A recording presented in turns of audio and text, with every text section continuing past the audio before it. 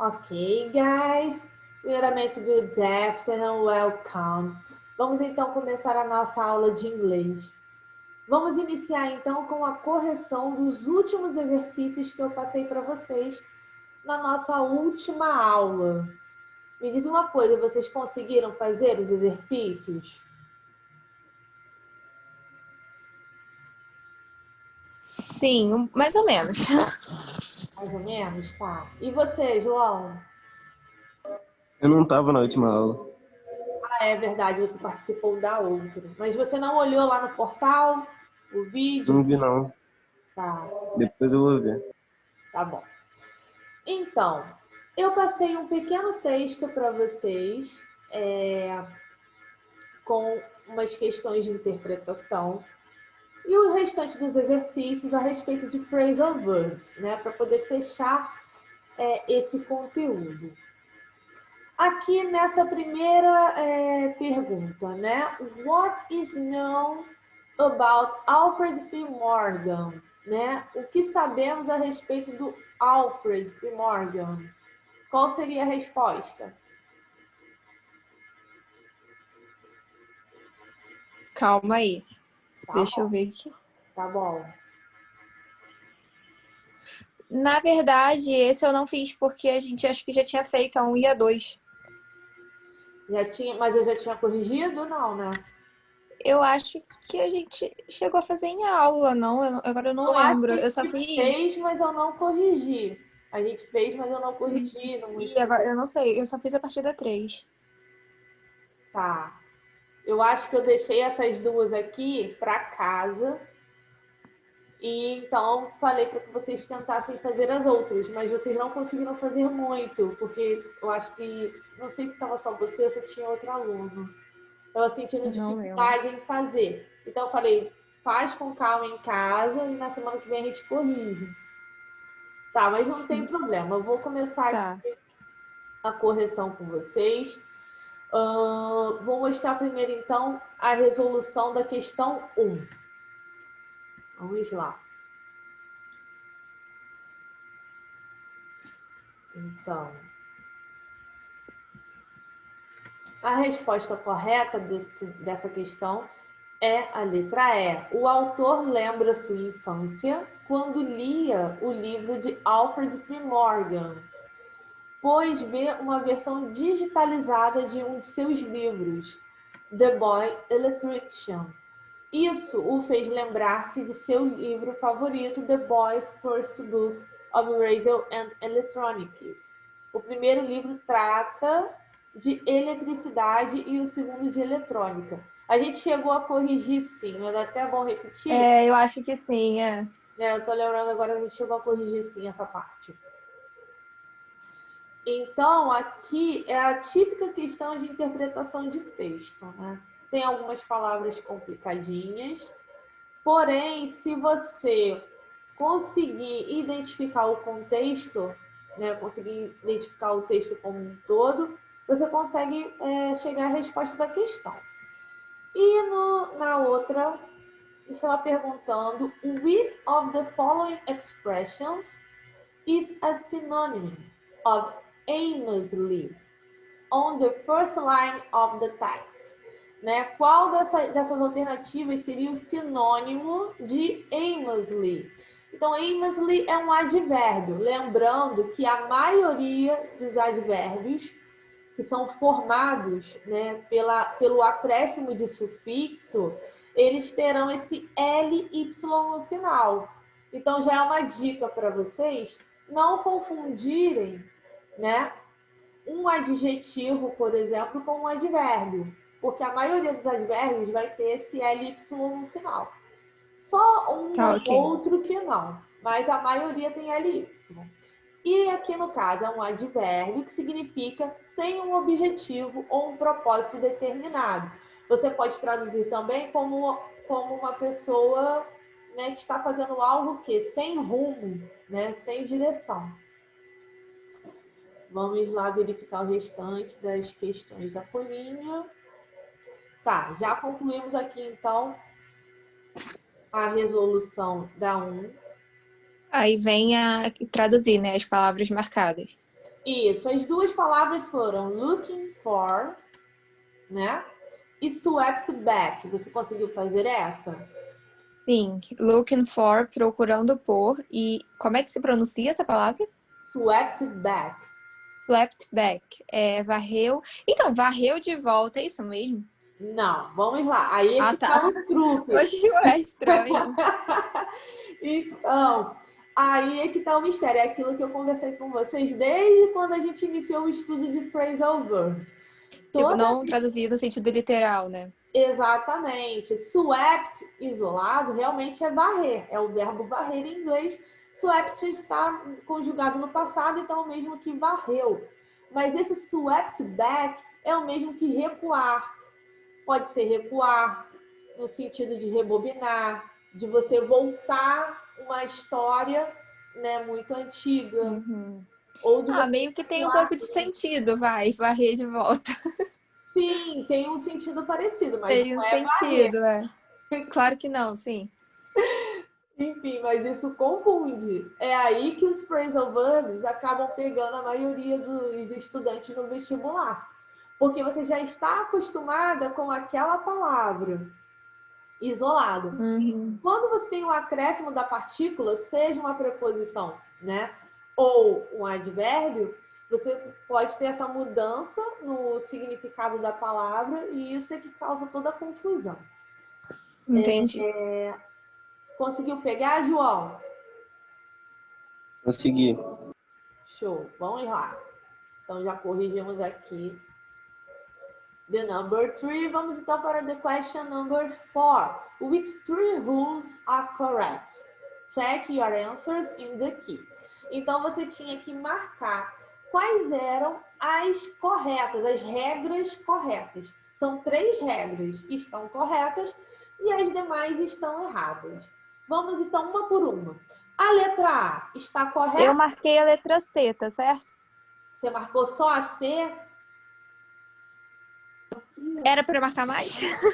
Era. Então, era para você então. marcar as 3 regras que estão corretas. Tá. Tá certo, entendi. Eram 3 regras. Tá, Vamos vamos lá então. Então, vamos uma por uma. Letra A, vocês acreditam que está correto ou está errado? Verbs with preposition are normally followed by object. Ou seja, verbos com preposição são normalmente seguidos de objeto. Isso está certo ou está errado? Pode repetir de novo? Posso. Então, verbs with preposition are normally followed by object. Verbos com preposição são normalmente seguidos de objeto. Eu acho que tá certo. E você, João? Acho que tá certo também. Acertaram, a primeira está correta. Eu vou colocar ela na cor green. Deixa eu ver aqui. Deixa eu ver se foi. Não foi não. Travou e não mudou a cor. Peraí. Agora mudou. Vou botar na cor green para ficar bem nítido que essa é a correta. Letter B. Some verbs with prepositions don't have object. Alguns verbos com preposições não têm objetos. Essa está correta ou está errada? Eu acho que não tem muita lógica, né? Acho que tá errada. Tipo, como assim não vai ter um objeto? E você, João, concorda ou discorda? Concordo. Certo. E você, Melissa? Welcome! Welcome, professora. Então, Eu concordo também. concorda?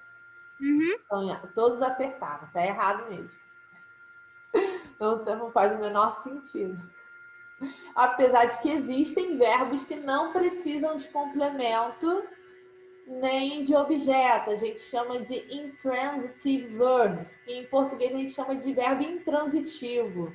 Vocês já devem ter estudado isso em língua portuguesa, né? Aquele verbo que ele sozinho ele já consegue passar a informação. Mas aqui não é o caso, então não faz o menor sentido. Letter C. Verbs with adverb particles are normally followed by objects. verbos, alguns verbos, né, com advérbios, com a partícula de advérbios, não tem objeto. Não tem ou tem? Peraí. Ah, tem. Isso, eu acabei confundindo com a letra D lendo embaixo. É assim. No caso, verbos com essa partícula de advérbio normalmente são seguidos de objetos. Tá certo? Olha, eu não sei. Eu acho que tá certo. Você acha Tá que certo. Você também, João? Acha que tá certo? Aham. E você, Melissa? Eu também acho. Certo. Está errada, gente. Ah, Está errada. Não tem nada a ver isso aqui. Nem sempre vai vir em seguida. Eu posso falar, por exemplo, I give up. Eu desisti. Não está seguido de objeto. Eu desisti, ponto.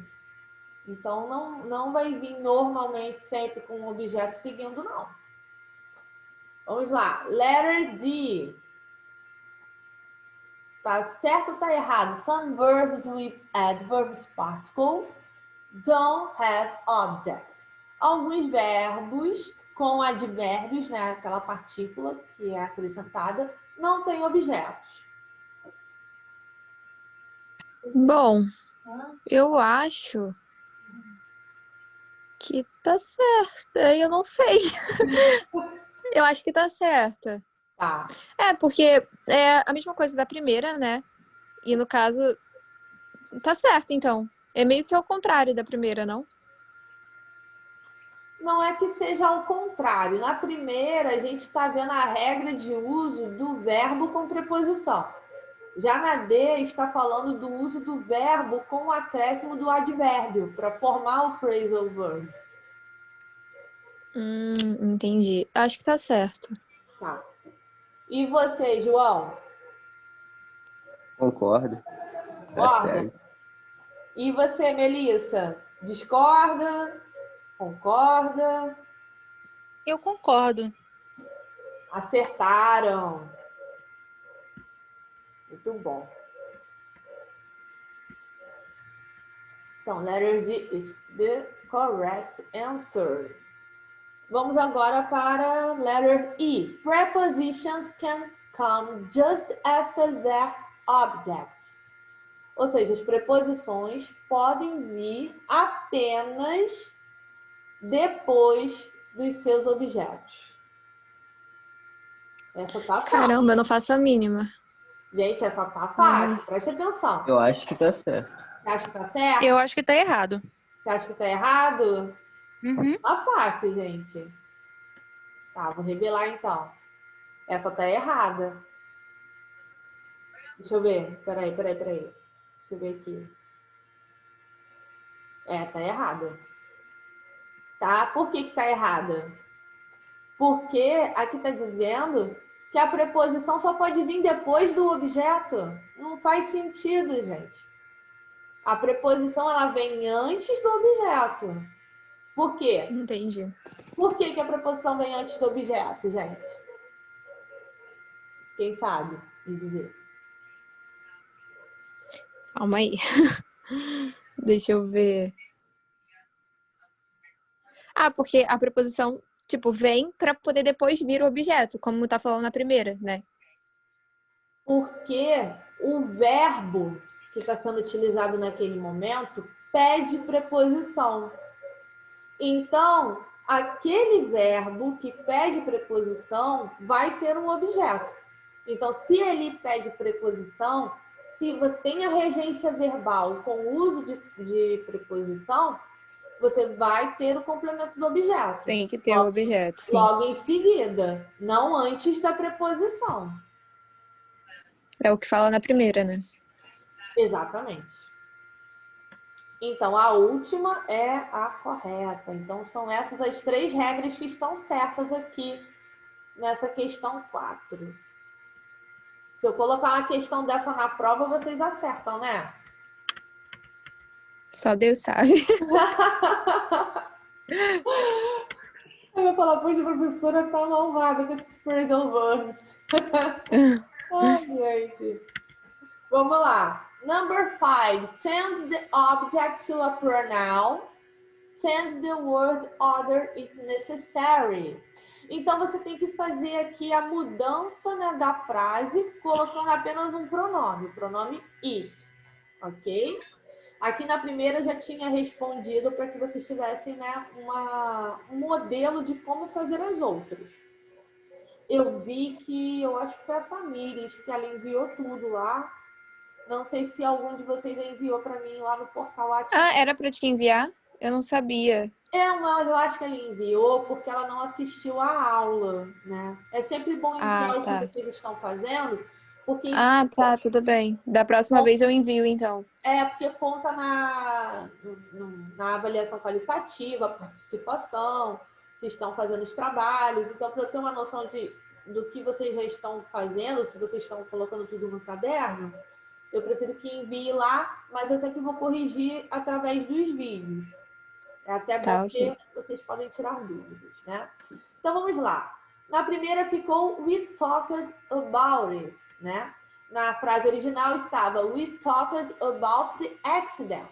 Então, essa palavra aqui, ó, the accident, foi substituído pelo quê? Pelo pronome it. E aqui no letter B, I put off the meeting. Vai ficar como? Eu não sei, mas tipo, I put off it? I put off it. Muito bem, isso mesmo. Vai substituir essa palavrinha aqui pelo it. E depois, letter C. Could you look after the children? Could you look after... Calma aí, deixa eu pensar. Could it... Ai, não sei. Calma aí. Could. Could. Could Okay. you look after the children? Preposition. Could it after the children? Não. Não tem lógica. Vamos lá. O que você vai substituir vai ser the children. Se fosse um objeto, uma coisa, um animal, você usaria it. Porque it se refere a coisas e objetos, certo? Sim. Mas como é the children, é pessoa. Então, eu vou usar o pronome them, certo? Então, vai ficar could you look after them?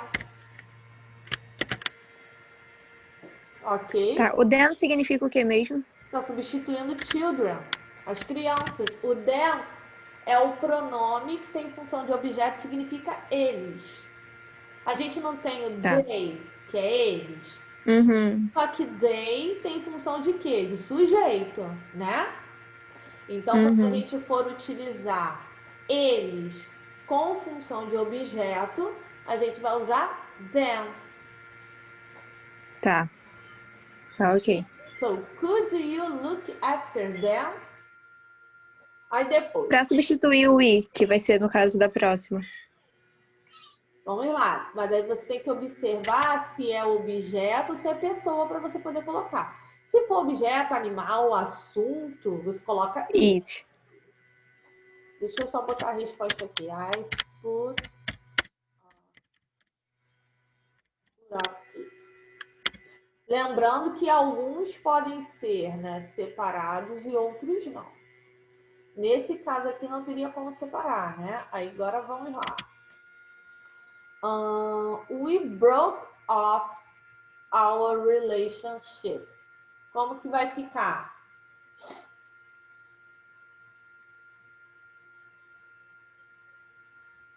Olha, eu acho que vai substituir o ir, né? Não. Ou relationship. E aqui, ó. Our relationship. É, sim. Relationship. Tá, então, we broke off it. We broke. Tá no lugar errado. Off. Peraí. Botei no lugar errado. É isso que eu tô vendo. Vamos lá. We broke off it. Ou eu posso botar broke it off. Por quê? Eu não entendi essa segunda.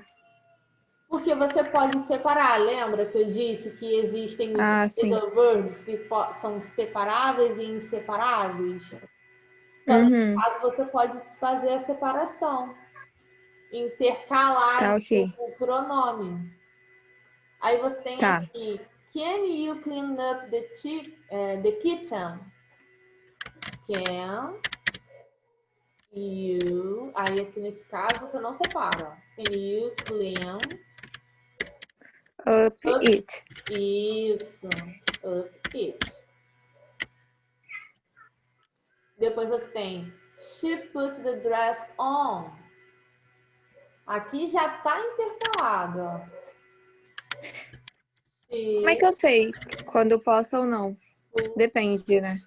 Depende, só um instante que eu vou te explicar. Normalmente, você não pode separar a verb com preposition. Por quê? Porque foi como eu expliquei antes, a preposição, ela tá dando a regência do verbo. Então, normalmente, quando você tem preposição, você não vai separar. Agora, quando é phrasal verb, você tem essa situação de phrasal verbs, dependendo do significado, e tem como você colocar o objeto no meio. Por exemplo, aqui, put the dress on, né? É como se você dissesse que ela vai o quê? Vestir, né? Vai colocar o vestido, certo? Então, nesse caso, por ser put on, você tem como intercalar, você tem como colocar o objeto no meio. Diferente, é claro, de sit on it. Não tem como você botar o objeto no meio, porque sit on it é o mesmo que você dizer sentar, né? Senta em alguma coisa. Então, esse senta em não pode ser separado. Você não pode colocar o pronome entre sentar, aí eu vou botar assim, sentar cadeira em. Não faz sentido. Então, não tem como você colocar Ah, isso no ok. meio. Então, você tem Tá que bom. ver o significado do verbo e verificar se não é um verbo com preposição. Vamos lá. Tá. Continuando, porque já é meio de 25 já. Aí aqui. I wrote down. Down it. E aqui, I sent it back. Tá. E vai ficar I stood On it. it. Certo. Gente, eu vou deixar então esse aqui para depois. Não sei se vocês fizeram esse. Fizeram? Fiz, mas eu acho que eu não acertei tudo, não. Porque tinha umas palavras que eu não conseguia. Por exemplo, vou chutar aqui, tipo, think over. Eu não conseguia ver uma que tivesse o mesmo significado, sabe? Não conseguia identificar. Eu não sei se necessariamente esse exemplo, mas algumas eu não conseguia saber se tinha o mesmo significado das de baixo. Tá, depois eu vou colocar para vocês a resolução desse último no portal, mais tarde, quando eu publicar essa conferência, porque já é meio-dia e 26 e eu tenho que dar matéria nova ainda. Eu vou tentar. Tá. Vamos lá. A nossa matéria de hoje é bem simples, bem rápida, tá? Vamos lá. Começo aqui com os memezinhos, né? Keep calm and speak English, né? Fica, né, tranquilo, fica calmo e fala inglês. Tem esse meme aqui muito fofinho do bebê, não sei se vocês já viram. This baby is 7 minutes old and already fed up with life. Já ouviram falar desse phrasal verb? Fed up? Não. Então, fed up é o mesmo que dizer que a pessoa está irritada, está aborrecida com algo. Então, aqui está dizendo que o bebê nasceu há 7 minutos e já está irritado com a vida. Esse aqui é outro meme também, ó. Put me back. Me coloca de volta. Aí o bebê fala, baby done, fed up with life and she's only a newborn. Ou seja, o bebê tá, né, já aborrecido. É que nem a gente fala aqui, pé da vida. Tá bolado com a vida e acabou de nascer. Que engraçado. E hoje o que eu trago para vocês é make ou do. Vocês já estudaram a diferença entre make e do? Não lembro. Lembro Sim? também. Melissa Uhum. estudou, já João e Ana não lembram. Então, make e do tem o mesmo significado, significa fazer. Porém, o uso deles é completamente diferente. Você vai usar o do para falar de criação, execução de alguma coisa, ou seja, o make ele é igual se você fosse dizer que você está preparando algo. Pense dessa forma, que o make é sempre a preparação. Você está sempre fazendo algo no sentido de preparar, de fazer do nada. Usa-se do para falar sobre trabalhos, afazeres e tarefas. Então, o do, ele é mais utilizado no sentido de execução, né? É aquele fazer no sentido de executar. Temos aqui os exemplos. Make a decision, né? Tomar uma decisão. Make a promise, fazer uma promessa. Make coffee, fazer café. E os exemplos com do. Do homework, fazer o dever de casa. Do good, fazer o bem. Do research, fazer pesquisa. Ok, guys? Vamos lá. Aqui eu coloquei algumas palavras ou expressões que normalmente são utilizadas com do e make. Com do, temos aqui crossword, do a favor é muito utilizado, do exercises, do a course, do housework, do your hair, né? Fazer lá o seu cabelo, dar uma mudada no cabelo. Do washing, né? Fazer uma lavagem ali. Do the dishes, né? No caso, você fazer ali os pratos. Temos make a sound, a noise, ou seja, você pode fazer o quê? Um barulho, um som. Make breakfast, lunch, dinner, food, a cup of tea. Por quê? Porque aqui você está preparando o alimento. Então, você não vai usar do. Você vai usar make. Aí você tem aqui. Make a dress, make a painting. Mas aqui, make a dress é no sentido de que você está fazendo o mesmo vestido. E make a painting é no sentido de você estar pintando um quadro. Make money, né? Você está fazendo dinheiro, você está produzindo dinheiro de alguma forma. Make a joke, joke é piada. Make a phone, né? A phone call, fazer uma ligação. Então, make a mistake, né? Cometer um erro, você vai falar make a mistake. Deu para entender, gente, essa parte da diferença do do? Eu entendi isso, mas não entendi muita diferença. Tipo, pra mim, tem o mesmo sentido as duas, sabe? Não consegui diferenciar. É porque no português a gente não tem isso. A gente não tem duas palavras. Sim, eu acho que pode ser um pouco de costume, né? Isso, você acaba comparando automaticamente com a língua portuguesa. No português, você só usa o verbo fazer e pronto. Você não tem. Você tem o verbo preparar lá separado, mas fazer é fazer. Já no inglês, você tem do e make. Então, lembrando que do vai ser para algo que você está executando. Normalmente são o quê? Tarefas. E make é algo que você está preparando ali do nada, surgiu do nada e você fez. Por exemplo, make a mess, fazer uma bagunça. Make friends, fazer amigos. Aí tem aqui make a noise, fazer um barulho. É algo que surgiu do nada, não é algo que você está executando ali uma tarefa, fazendo um homework, fazendo um dever de casa. É um barulho que você fez ali do nada. Então a diferença deles é essa. E confunde mesmo. Ao mesmo tempo que é fácil de você entender essa diferença, eles podem causar essa confusão, né? Tá. E temos aqui outras expressões que podemos utilizar com make e do. Lembrando, often creating something from nothing é o make. Então, frequentemente você vai usar o make para algo que você criou do nada. E o do você frequentemente vai usar para algo que está relacionado à sua rotina, que são o quê? Tarefas.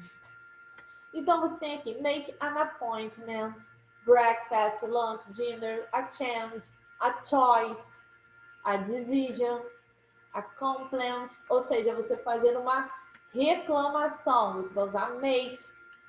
Mas se você quiser dizer que você fez algo que não foi muito bem, que foi ruim, você vai dizer I do badly. Se você quiser dizer que você fez algo muito bem, I do well. I do my best. Eu posso dizer Ana does the best. Né? A Ana fez o melhor. Né? Business também você vai usar o do. Aí no caso é does porque tá na terceira pessoa, né? É, isso. Eu já falei conjugando na terceira pessoa. Tá. Tá. Do a favor, fazer um favor para alguém. Então, é basicamente isso, tá, gente? De qualquer maneira, eu vou colocar essa videoconferência lá no portal. Preciso que vocês estudem esse vídeo, pausa, faz as anotações no seu caderno direitinho. E antes da gente encerrar a aula, eu vou deixar lá no portal também. Deixa eu ver aqui. Quero falar sobre duas coisas. Quero falar dos exercícios que eu coloquei para hoje e falar sobre a P1 rapidinho antes de terminar a aula. Então, eu vou colocar esse plano de estudos, está lá no portal. No plano de estudos vai ter exercícios de interpretação de texto, vai ter umas 4 questões com interpretação, as 2 primeiras e as 2 últimas que é do Enem, tá? Essas do Enem tem o uso de phrasal verbs e verb plus preposition. Quando vocês fizerem os exercícios, vocês vão perceber. E aqui do number 3 é para você completar com make ou do, tá?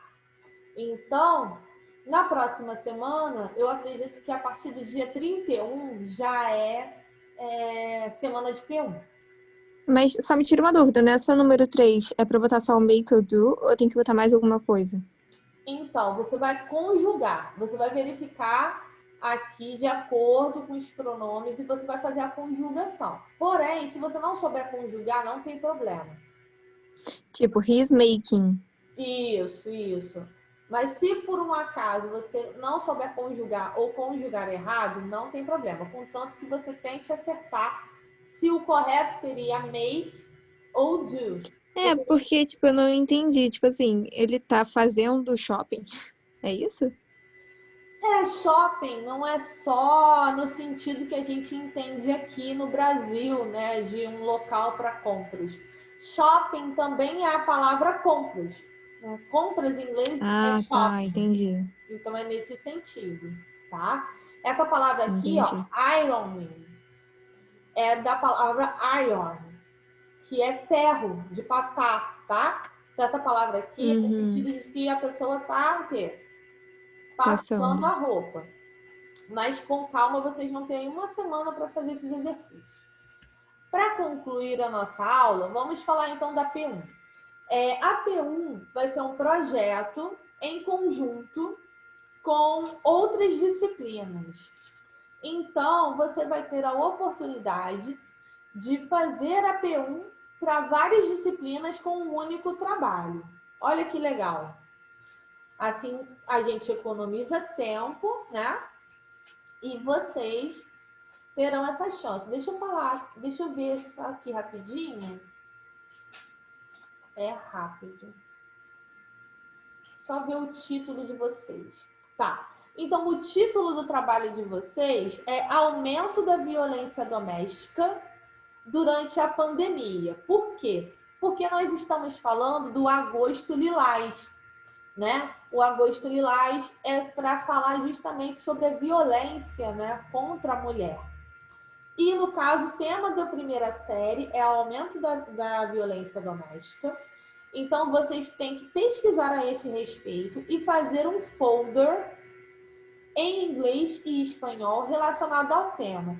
Esse folder tem que estar com a parte assim, visual bem legal, bem criativa, porque as matérias que estão relacionadas nessa P1 é artes, inglês, espanhol, português, literatura e redação, se eu não estou enganado. São essas matérias todas nessa P1. Como vocês são de inglês, vocês têm que fazer então esse folder em inglês, tá? Com o visual É individual, né? inspirado no tema. Deixa eu ver aqui. Olha, a gente separou, depois a gente vai colocar lá. Peraí, deixa eu só dar uma olhadinha aqui. É que eu tinha aqui, mas eu acredito que para vocês ficou para a turma toda. Não acredito que tenha ficado individual, não. Deixa eu só ver aqui direitinho. Deixa eu só confirmar aqui para passar para vocês antes de concluir aqui. Peraí. Se eu não tô vocês vão fazer um debate sobre esse assunto no dia, quando vocês apresentarem o folder. Aí, no caso, vocês preferem individual, fazer o folder individual, porque o debate vai ser... Eu acho que sim, mas tanto faz. Uhum.